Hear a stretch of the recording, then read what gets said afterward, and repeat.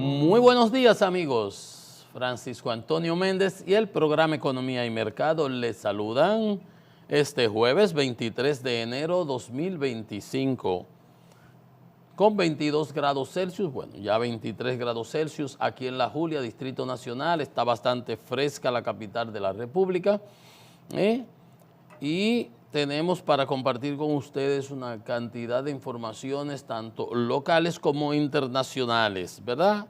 Importantes que tienen que ver, bueno, con lo que está sucediendo en los Estados Unidos después de la juramentación del presidente Donald Trump y con aspectos de la vida local también. Vamos a arrancar con las primeras planas de nuestra prensa, hacerlo un poco más dinámico. El Diario Libre nos trae que República Dominicana exige más acciones contundentes contra las pandillas de Haití, lo mismo de nunca acabar, ¿verdad? Dice el de la ONU que las pandillas podrían tomarse Puerto Príncipe, toda la capital. China fortalece sus relaciones con República Dominicana y a la par Marco Rubio visitar el país a inicios de febrero. Qué bueno, el canciller norteamericano, el nuevo secretario de Estado. Eso es bueno. Viaje de Rubio está programado para finales de enero hasta principios de febrero. Incluye a Panamá, Guatemala, El Salvador y Costa Rica, informa el diario Político. Eso es importante, eso muestra, bueno, es ser un hombre de por acá, ¿verdad? En realidad. Adriano Espaillá cuestiona legislación afecta a migrantes. Eso es lo que tiene que ver, lo veíamos ayer, la 14ª enmienda. La Junta Central presenta los planes para la nueva cédula. Y el listín en primera plana dice, clientes de las sedes protestan por apagones y altas facturas. Bueno, los apagones, obviamente, las interrupciones que están planificadas en los circuitos con mayoría de pérdidas, con altos niveles de pérdidas, como se había señalado, esas son las que están en el plan de gestión de demanda, pero está habiendo también interrupciones que surgen por averías y un sinnúmero de aspectos que ya entran en otro renglón. Yo creo que esos son de los detalles que la administración de las EDES tiene que ir afinando también, porque si un circuito, por ejemplo, estoy poniendo un ejemplo, no es que necesariamente sea ni un patrón ni sea así, pero por ejemplo, si a un circuito tiene planificado un circuito tener sus 4 horas de interrupciones, para decir algo, ¿verdad? En la semana, como se anunció, y por alguna razón sufrió una avería, y vamos a suponer tuvo 3 horas con un problema, ya no tienes por qué darle las 4 horas de la gestión de demanda, porque entonces tendría 7 horas de interrupciones. Son detallitos de experiencia, de sabiduría, de conocer la industria, de conocer los detalles y de también darle valor a los usuarios, que entiendo, y esa es una de las políticas. Ahorita hay unas declaraciones del presidente del Consejo Unificado de la Sede, Celso Marrancini, que las voy a comentar, pero esto lo trae la prensa en primera plana y lo trae junto a altas facturas. Entonces una cosa no puede ir de la mano con la otra. No porque, ¿verdad?, sino porque si tienes apagones no debe haber alta facturación, hay menos energía. Te estoy dando menos energía para que consumas menos energía porque en ese circuito se pierde mucho. Entonces, una manera que no es lo óptimo, pero es una manera de enfrentarlo prima facie, inicialmente, en la transición, en el inicio, mientras se van regularizando de manera individual cada uno de los clientes. Pero es una manera que la usamos nosotros, se diseñó en mi gestión, la diseñamos nosotros con el plan 24 horas, darle luz 24/7 a los circuitos 24 horas, no sacar los circuitos 24 horas y dejarlos que periman, que hay gente con circuitos 24 horas que está recibiendo interrupciones, que presumo que es por avería, tengo que presumirlo, pero altas facturaciones son inaceptables, no debe haber por 2 razones. Primero, porque si estás dando interrupciones, si estás gestionando la demanda, no debe haber mayor facturación porque no hay más consumo. Ceteris paribus, como decimos en economía, con igualdad de condiciones, si la gente sigue haciendo lo mismo y la gente no cambia sus patrones de un día para otro. La gente no cambia su patrón de consumo y eso está estudiado de un día para otro. Es paulatino, tiene que haber algo diferente, que surja, no sé. Entonces no encaja que haya altas facturaciones con apagones. Por demás, tampoco que haya altas facturaciones en la época de menor consumo, que es ahora en el invierno, donde la gente no está prendiendo ni el aire, y si prende el aire lo prende en 24, que no está consumiendo, porque afuera está 24, y el gradiente de temperatura, eso en matemática, el gradiente es la diferencia entre una y otra. Si afuera estuviera en 30 y adentro pones el aire en 24, la diferencia de esos 6 grados tienen que generarse con energía, tienen que superarse con energía, porque el aire acondicionado lo que hace es que extrae calor de la habitación. Y si afuera está a 30, la habitación, si no prendes el aire, va a estar a 30. Entonces, para que esté en 24, tú extraes 6 grados de calor que lo tira, tú lo ves cuando te pones atrás del compresor, ves cómo sale caliente que entra. Sale caliente y entra frío, ¿verdad? Por el proceso del ciclo de congelamiento de aire acondicionado. Entonces, no hay razón para que haya mayor facturaciones. Entonces, ahí tienen las distribuidoras que hacer su papel, supervisar a los aguas abajo, a ver quién está haciendo negocios, se le está dando seguimiento, se está regularizando, es todo un proceso. Es todo un proceso, pero no se puede cerrar, no se puede bajar la guardia, es lo que quiero señalar. Campesinos exigen a Barry justo precio por sus predios, como debe ser. Usted no me puede comprar a mí al precio que a usted le dé la gana. Cuando el Estado hace una declaración de utilidad pública, algo, e indemniza a un usuario que sus predios, sus terrenos, su propiedad, tiene que hacerse un justiprecio, una evaluación independiente y garantizar, gracias, todo ese derecho adquirido que tiene el propietario, porque vivimos en un estado de derecho. Entonces, oí a mi amigo, a Joel, el ministro de Energía, decir que el asentamiento costará unos 20,000 millones de pesos. Lo que cueste, porque es hacer una presa, eso ocupa mucho terreno y ahí viven muchas familias. Él en una ocasión daba las informaciones de cuántas eran, cómo era la cosa. Pero bien, eso no importa el monto. No importa el monto que sea, hay que reconocérselo a esos campesinos. Exigen a Barrigón el justo precio por sus predios, como debe ser. Si fuera usted, si fuera a mí, yo hiciera lo mismo. Y si me lo quieren comprar 5 y vale 10, me artillo en aquella esquina con 2 peñones de estos tamaños, como lo que salía el padre Rogelio cuando cogía con una funda, una mochila llena de piedra para el Congreso. ¿Ustedes se recuerdan de esos espectáculos que hacía el Rogelio? Porque es así, cada cual tiene que defender su derecho. Y vivimos en una sociedad, en un mercado, en una economía de mercado, donde la propiedad privada es fundamental. Ok. El Caribe nos dice que el canciller Álvarez, que a pesar de los esfuerzos, la situación de Haití sigue siendo grave, ya lo habíamos visto. Bueno, entonces vamos a lo que está sucediendo en la política norteamericana e internacional. Ya el presidente Trump, que había ordenado que no habían sitios santuarios para ir a hacer las redadas, ya se habla de que en el primer día se detuvieron más de 300 indocumentados ilegales en Estados Unidos,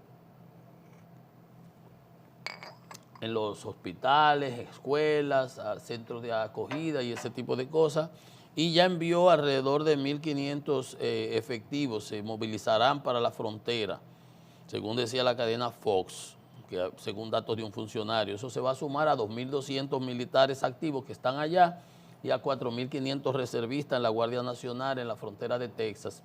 Recuérdese que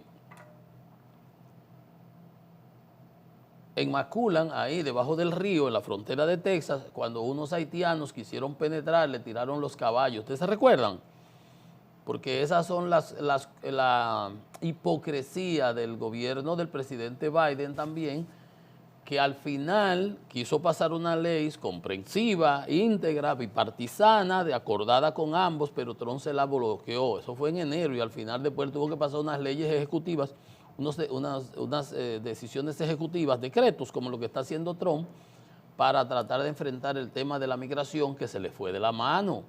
Recuérdense cuando se metían en esas ciudades, pedían asilo, llegaban y se acumulaban ahí y lo mandaban en autobús y se lo estuvieron mandando, el Greg Abbott, que es el gobernador de Texas, se lo estaba mandando a las ciudades que se llaman santuarios, a Chicago, a la casa de la vicepresidenta. ¿Recuerdan esas situaciones? Porque realmente fue que se le fue de la mano y fue una de los pilares fundamentales, porque entonces Trump, en algunos casos con razón, en otros fabulando, acusaba a todos los inmigrantes de ser delincuentes, de ser guetos, de ser aquellos que lo había dicho ya en su primera campaña, los malos hombres, así él lo dice en español, hombres malos.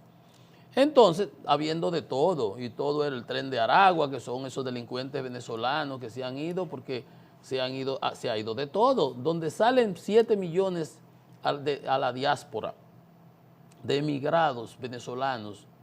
Ahí hay doctores, PhD, máster, posgrados, empresarios, cantidad de amigos míos, hay prostitutas, hay degenerados, hay ladrones, hay delincuentes, hay narcotraficantes, hay de todo. De todo, como en botica, como hay en nosotros, como tenemos nosotros. Entonces, 7 millones de venezolanos han sido expulsados de su país por la situación que viven. Entonces ahí salió de todo. Pero usted puede estar seguro que los malos, esas manzanas podridas y dañadas venezolanas, no son los más, son los menos, los muchos menos, pero esos son los que resaltan y salen a dañar la imagen. Entonces dice que también se evaluará en los próximos 3 meses invocar la ley de insurrección de 1807, mire por dónde ya no vamos, que permitiría que los militares asuman funciones de aplicación de la ley dentro del país. Esto tiene connotaciones ya de otro tipo, esto nada más cuando hay ley marcial y ese tipo de cosas, porque si los militares salen, los militares no pueden actuar. Por ejemplo, la CIA no puede actuar a lo interno de los Estados Unidos, la Central de Inteligencia Americana, la famosa CIA, que en el mundo entero es la que contrarrestaba a la KGB, hoy a la FSB, la que era análoga al Mossad, al MI6 de Inglaterra, etcétera. En todos los países hay esas instituciones. La CIA no puede actuar a lo interno de los Estados Unidos. Para eso está el FBI, que depende del Departamento de Justicia, una dependencia del Departamento de Justicia. O sea, los militares no pueden actuar a menos que haya un estado de excepción y haya que llamar a los militares para controlar una situación, pero los militares no pueden actuar dentro del país. Como policía, ustedes ven que en los counties, los condados en Estados Unidos tienen sus policías. Por ejemplo, en Miami, en Florida, tú te sales en Miami, en Miami-Dade, en el otro tienen Broward, que si yo qué, Broward, el otro tiene, son policías, y están los interestatales de carretera y ese tipo de cosas, pero esos son los que actúan con seguridad y eso, los militares no. Una ley de 1878 prohíbe, se llama la Pos Comitatus, prohíbe a las Fuerzas Armadas actuar como policía en el territorio nacional, pero miren cómo están las cosas. Y está amenazando a las autoridades de las ciudades santuarios que protegen el asunto de los inmigrantes, que rechacen aplicar las leyes y a dar informaciones. Eso parece a la ley del DNI de aquí. Dice el Departamento de Justicia ha amenazado a las autoridades locales y estatales con llevarlas a juicio si no cooperan con las políticas migratorias. El fiscal interino Milbov dijo en un memorando que la ley federal prohíbe a los actores estatales y locales resistirse, obstruir e incumplir de cualquier modo las órdenes legales relacionadas con la inmigración. Esta es una de las promesas de campaña y usted no puede quejarse, y el Papa decía, ahorita está lo del obispo que ofició la misa en Washington, que está pidiendo, dice Trump que tiene que pedirle excusa y ella ratifica que no. Entonces, ya ellos tienen un grupo sobre las ciudades santuarios, cómo es que van a aplicar todo eso. Dice las ciudades, la Oficina Federal de Investigación, el FBI, y otras agencias deberían revisar sus archivos en busca de información identificativa o datos biométricos relacionados con no ciudadanos que se encuentren ilegalmente en Estados Unidos y entregarlos. O sea, la política migratoria del presidente Trump no es ningún juego, va con serio y va con toda la fuerza y el poder que le faculta su posición de comandante en jefe de las Fuerzas Armadas y de la administración. Es el primer ejecutivo de toda la nación, el poder ejecutivo, y él es el presidente. Por otra parte, le había exigido, el presidente Trump se quilló con la obispo episcopal, Marianne Edgar Bude, que hizo y lo sermoneó, que tuviera mercy, que tuviera... que le hiciera alguna condescendencia con los inmigrantes y ese tipo de cosas, y Trump dijo que ella era desagradable y que no era convincente ni inteligente. Eso es algo típico de Trump, cuando algo no le gusta o cuando él está en alguien dice, esa es una bruta, se lo decía Nikki Haley, una mujer brillante. A todo el que está en contra de él no tiene IQ, no tiene inteligencia, aquello o lo otro. Bueno, pues la señora obispo, le dijo, no voy a disculparme por pedir misericordia para los demás, misericordia. Las personas realmente están en peligro. Le preguntaron que si ella tenía miedo. Miren cómo está Estados Unidos, ya hay que tenerle miedo a los presidentes. Ahí anda, le quitó a John Bolton, su ex asesor de seguridad, le quitó la protección del FBI, un hombre enemigo que los iraníes han dicho que se lo van a anotar, igual que a él. Le ha sacado a todos los que estuvieron en contra de él, hasta el general Milley, le quitó la foto ya del Pentágono. O sea, es una cosa realmente que bueno. Dice la obispo que las personas que realmente están en peligro son aquellas que tienen miedo de ser deportadas. Bueno. Dice que pueden ser o no ciudadanos y tener o no la documentación adecuada, pero no son criminales. Ahí está. Esa es una situación que confrontó también la política migratoria que está aplicando el presidente, enfrentó a dos de sus aliados, que eran Elon Musk. Bueno, Elon Musk y Ramaswamy, que lo quitó ya, iba con la oficina de eficiencia y lo quitó ya el poder ahí nada más de Elon Musk, lo mandó que vaya a competir, ni siquiera en el gabinete lo nombró, lo mandó que vaya a competir, creo que gobernador de Ohio, ya les decía yo, creo que ayer. Pero enfrentaba a Steve Bannon, que había sido el asesor de Trump en la pasada gestión, que estuvo preso defendiendo, que es un ideólogo de los megas, de los MAGA, eso, de los ultraderechistas, con Elon Musk. Es más, hay un artículo en la prensa que dice que tiene la chief of staff, la señora aquella, Willie, de Florida, que es brillante, la señora, ¿se acuerdan que la conocimos y todo el mundo alabó esa designación, que fue su jefa de campaña, y por eso esa campaña se hizo como tan profesional y tan enfocada, a pesar de todas esas locuras que Trump sale diciendo siempre? Pero decía hoy un artículo en New York Times, hablaba de que cómo ponen en cintura a este señor, a Elon Musk, porque él quiere jefear. Lo hizo con el presupuesto, ¿se acuerdan? Que pasar el nivel de la deuda, se enfrentó con los diputados. Y en el caso de la migración, también se enfrentó con Steve Bannon y otros duros, hardcore de los MAGA, que propugnan por no darle visa a la HB1, que es la de trabajo, que se la dan. Por ejemplo, yo soy un especialista en data, en análisis, en ingeniería tal cosa, y yo soy un cerebro para Estados Unidos, me la dan y me contrata una compañía y me la dan. Y el mismo Elon Musk así fue que consiguió su nacionalidad y mucha gente lo ha hecho así. Y las compañías de Silicon Valley, que son tecnológicas, eso es lo que buscan, cerebros y muchachos con buena preparación de las universidades exterior, y que y le dan esa visa. Y obviamente un buen salario y se quedan allá, y obviamente esa es la idea. Bueno, están enfrentados con eso.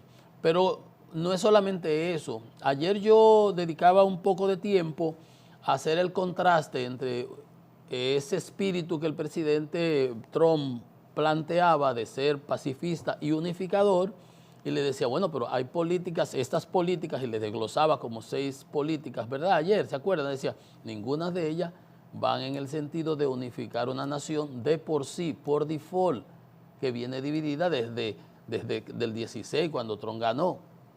En aquella ocasión, dividida totalmente, mitad, mitad. Y ahora mismo, aunque Trump ganó, el voto popular y el voto colegial de los colegios electorales también está dividida, porque la mitad son republicanos y la mitad demócratas. Pero si usted busca en votación, aunque Trump sacó como 2 o 3 millones más ahora, la votación de los dos fue baja.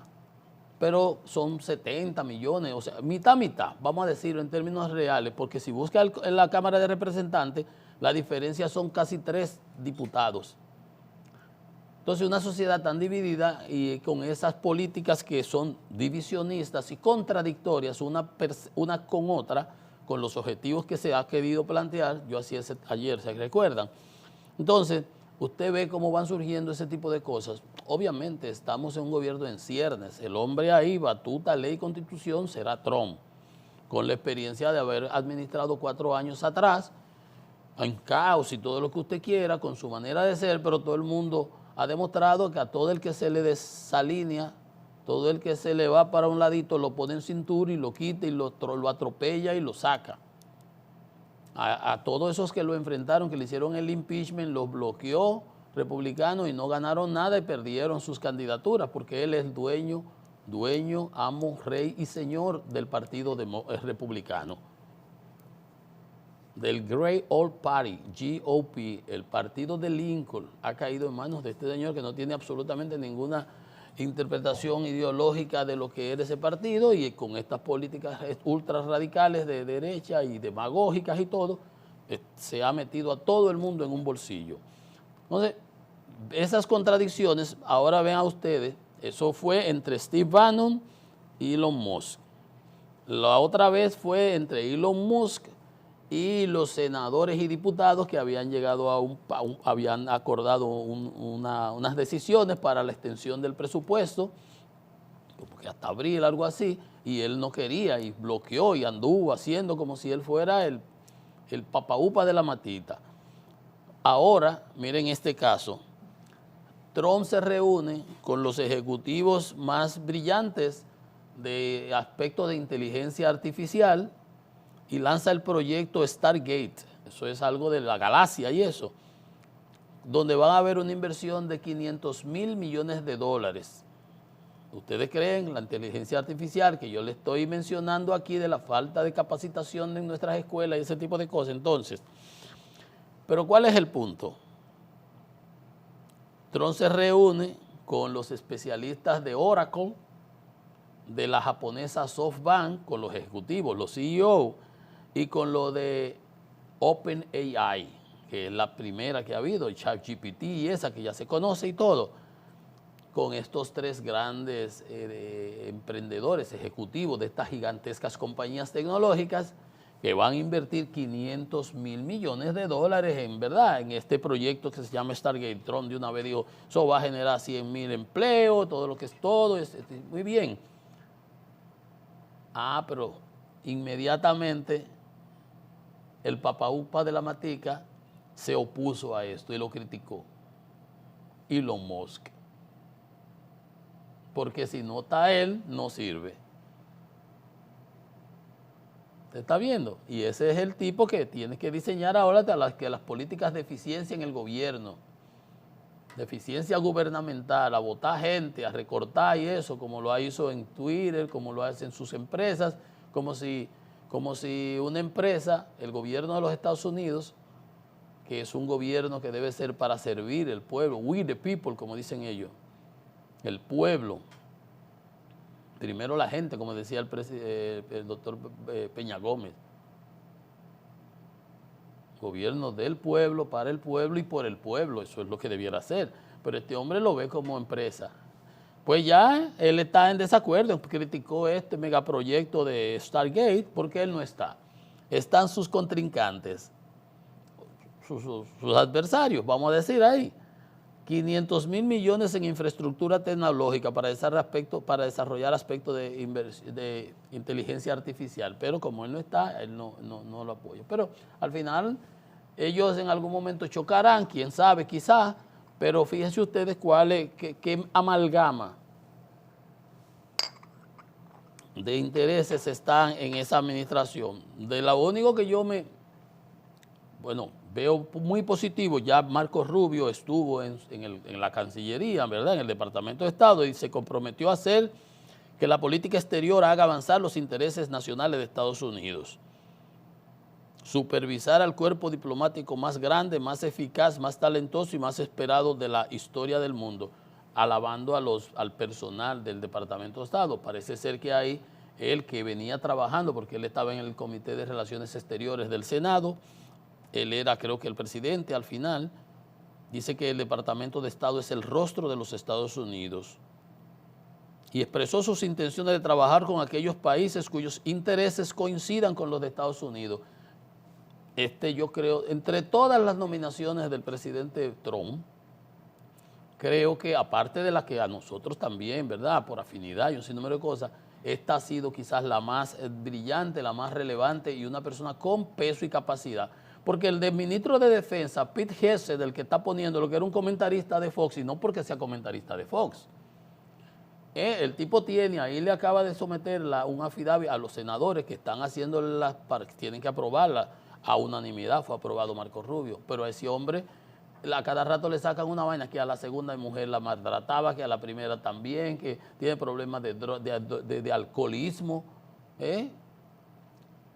que hacía los programas y los compañeros embicados de la botella y ese tipo de cosas. O sea, cosas que dice, ¿por qué va a poner una persona así de ministro de Defensa cuando tú tienes cantidad de gente brillante a tu alrededor?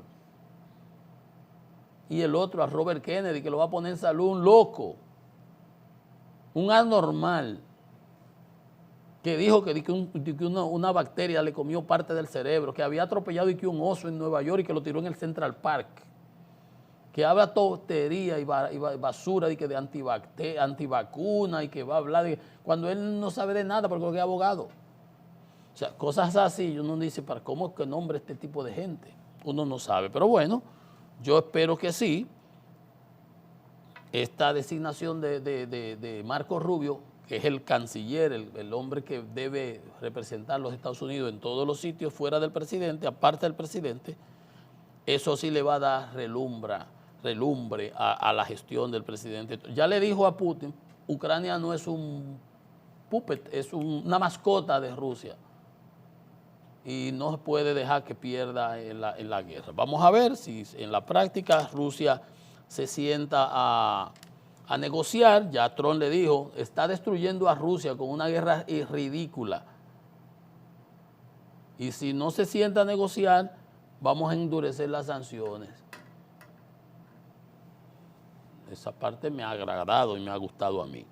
Bueno, eso a nivel internacional y tenemos que verlo porque nosotros, con esa política migratoria, preparémonos que vienen para acá dominicanos irregulares que se van por la vuelta de México, que no se leen un periódico, que no saben lo que está pasando allá y creen que todo es todo y nada de nada y que vamos para allá, que no. Usted va para allá y lo van a devolver a patá. No es lo mismo que estaba pasando con la administración de Biden, olvide y tumbe. Yo sí a veces tengo, ¿por qué? Desafortunadamente cuando uno tiene información y conoce y preparación y ve las cosas un poquito más allá, como los intereses de Estados Unidos no necesariamente no son los nuestros, al contrario, en ese tema, yo a veces temo que Estados Unidos quiera venir a buscar refugio de solucionar sus problemas cargándolos a nosotros. Que nos devuelva a los dominicanos, no hay ningún problema. Eso sí. Ahora, el gobierno de Biden lo que no quería era cargar a los haitianos. ¿Se acuerdan? Y a cada rato venía una subsecretaria y una generala. Y qué tanta vaina, perdónenme la expresión. Un presidente que vaya un ministro de aquí, manda a Jochi Vicente, el ministro de Hacienda, a ver si se va a reunir con el del Tesoro, que todavía no lo han nominado y no lo van a recibir. Y usted tiene cita aquí. pero aquí viene una subsecretaria y se reúne con el presidente. Esas cosas. Entonces, esa pequeñita cosita, aunque Marco Rubio dijo claramente lo de República Dominicana y él sabe del peligro que es Haití para nosotros y los riesgos que eso representa y el atraso que eso nos representa. Bueno, esa es la única parte. Bueno, por otro lado, la delincuencia nos está arropando en la autopista de las Américas y Faride tiene que mandarle más señales a los policías para que van y resuelven. La gente está, dije, prefiero sentirme en una cárcel. Las rejas como señal de protección, tienen que poner a los colmados rejas porque si no los atracan. Dice un señor de un colmado en la marginal de la autopista Las Américas, cuando uno va para allá, lo que está acá, prefiero sentirme en una cárcel que estar viviendo una zozobra de vida con estos ladrones que no nos dejan en paz. La delincuencia nos está arropando. Ya las mujeres no pueden salir a las calles porque les quitan los celulares. Las uniformados pasan un ratico en la tarde y luego no se vuelven a ver, hacen un bulto y ya. Y eso tiene que ser sistemático, permanente y con inteligencia, data, información, que hasta la misma población que está harta, hastiada, fastidiada de los ladrones, le va a dar la información. Pongan un teléfono que la gente va a llamar, mira, perequitiquito fulanito ahí, el que sé yo, que se llama el lamboncito, la cosa, y te van a dar el dato. Y usted va y lo recoge. Entonces, dice que a pesar de, entonces mire lo que pasa. Estoy diciendo inteligencia, pero dice, el Comité Dominicano de los Derechos Humanos de la zona dice que a pesar de formular denuncias al destacamento de la policía en el barrio, no le prestan atención. Y oigan esta perla ahora. La alarma suena a las 8 de la noche, no pueden salir. Aquí yo no sabía que teníamos toque de queda. La alarma suena a las 8 de la noche para que los moradores estén dentro de sus hogares. Oigan esto, eso ahí en las Américas, cuando uno va para el aeropuerto. Los haitianos, ya que los haitianos empiezan a pelear entre ellos y con las personas que no le dan lo que les piden, o sea, bandas que atracan de haitianos ya en la zona y empiezan a hacer de las suyas. Estaban matándose en estos días porque uno no le prestó el cubo de agua a otro. Oigan esto, dice Pedro Cueva, son salvajes.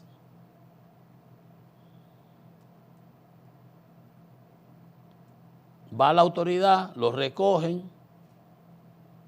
y los sacan en 8,000 y 10,000 pesos. Ese es el trabajo de ellos. Esto tiene que oírlo también Faride. Esto no es una crítica, estoy leyendo lo que sale en el listín hoy. Faride Raful, ponerle las pilas a esas autoridades y ver a ver que haya supervisión y que hagan su trabajo los militares. Oye, el cuartel van y denuncian y no le hacen caso. Pero también migración.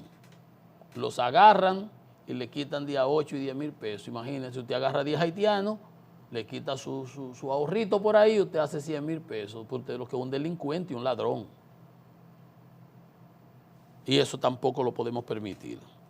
Así las cosas, ahí tienen un buen mensaje, Faride, en la ministra de Interior, y el amigo Lee Ballester, director de Migraciones. Miren, un estudio que hizo KPMG, la firma auditora, Perspectivas Regionales de Negocios, Centroamérica y República Dominicana, nos dice, en el país aún persisten retos importantes en la disponibilidad de talento calificado requerido por las empresas. Si usted estaba viendo lo que yo le acabo de leer, por eso no quiero irme de este segmento sin mencionarlo, de que en Estados Unidos ahora Trump se reúne con SoftBank, con OpenAI, con Oracle, para invertir 500,000 millones en inteligencia, en infraestructura de inteligencia artificial. Entonces, aquí estamos loqueando de que vamos a juntar Messi con la Miner. Messi que financia, que decía ahí, financia 10 universidades en proyectos de investigación. Esos son los últimos financiamientos que usted puede estar seguro que va a hacer Messi, porque después que la junten con aquel tollo, ahí no va a servir nada. Una pausa. Esto es Economía y Mercado.